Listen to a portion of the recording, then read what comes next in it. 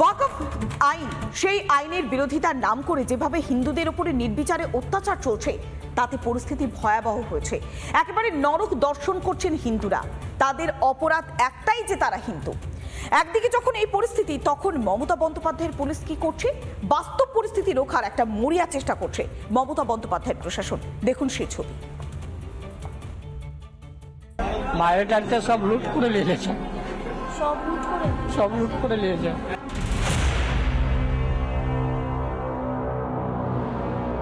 ছাদে থেকে ফেলে দিয়েছে, থাকতে পারছি না। হিন্দু বিরোধীরা বয়স দেখেনি, হিন্দু হওয়াটাই যেন তাদের গায়ে জ্বালার প্রধান কারণ।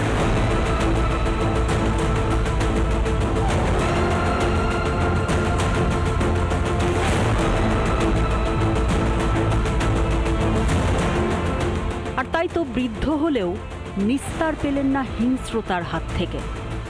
স্রেফ হিন্দু বলেই তাকে মারতে মারতে ছাদ থেকে ফেলে দেয় হামলাকারীরা।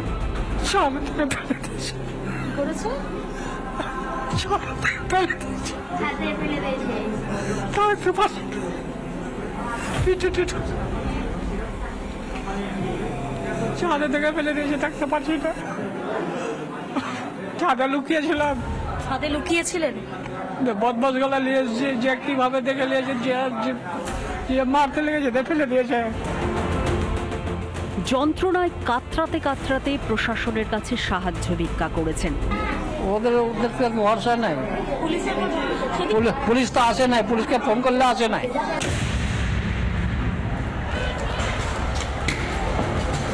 আর তাই তো তাদের ভরসা বিএসএফ।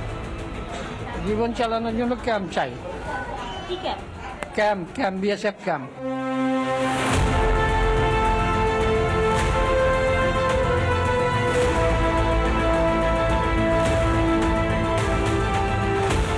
একই কথা বলছেন রানীপুরের বাসিন্দা ভুবন দাস।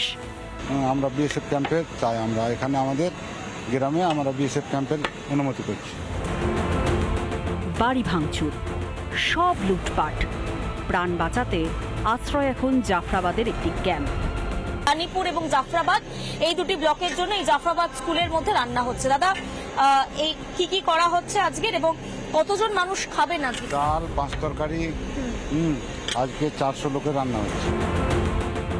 রিপাবলিক বাংলার প্রতিনিধির সামনে দুর্বিষহ সেই ঘটনার বর্ণনা দিয়েছেন আক্রান্ত। বাড়িতে তো ইট পাথর ছুঁড়েছে, আমাকে তো ইট লেগেছে। হ্যাঁ, এই তো এই জায়গায় ব্যথা করছে। ওষুধ নিব, ডাক্তার এসেছে, ওষুধ। রান্নাঘরটা ভেঙে দিয়েছে, তো ভেঙে দিয়েছে। আমরা উপরে রান্না করতাম, ছাদের উপরে ইট টিট চালিয়ে সব প্লাস্টিক সব ছিঁড়ে দিয়েছে। কথায় কথায় সংখ্যালঘুদের সুরক্ষা নিয়ে অভয় বার্তা দিতে শোনা যায় মমতা বন্দ্যোপাধ্যায়কে। আর হিন্দুদের সুরক্ষা, তারা কি হিন্দু বলে হেলাফেলা? মানুষ মরছে, সরকার দেখছে। হিন্দু বলেই কি এ রাজ্যে মরতে হবে? আপনি যেমন 33% মুখ্যমন্ত্রী, তেমনই আপনি 67%-ও মুখ্যমন্ত্রী। এটা ভুলে গেলেন নাকি মমতা বন্দ্যোপাধ্যায়?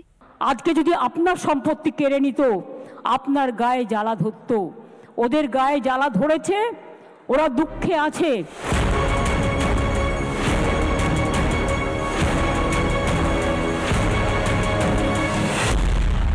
শম্ভুনাথ পালের সঙ্গে পিঙ্কি, রিপাবলিক বাংলা।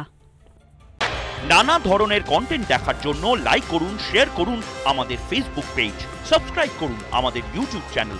পাশাপাশি অন্যান্য ব্রেকিং নিউজের জন্য অবশ্যই চোখ রাখুন রিপাবলিক বাংলায়।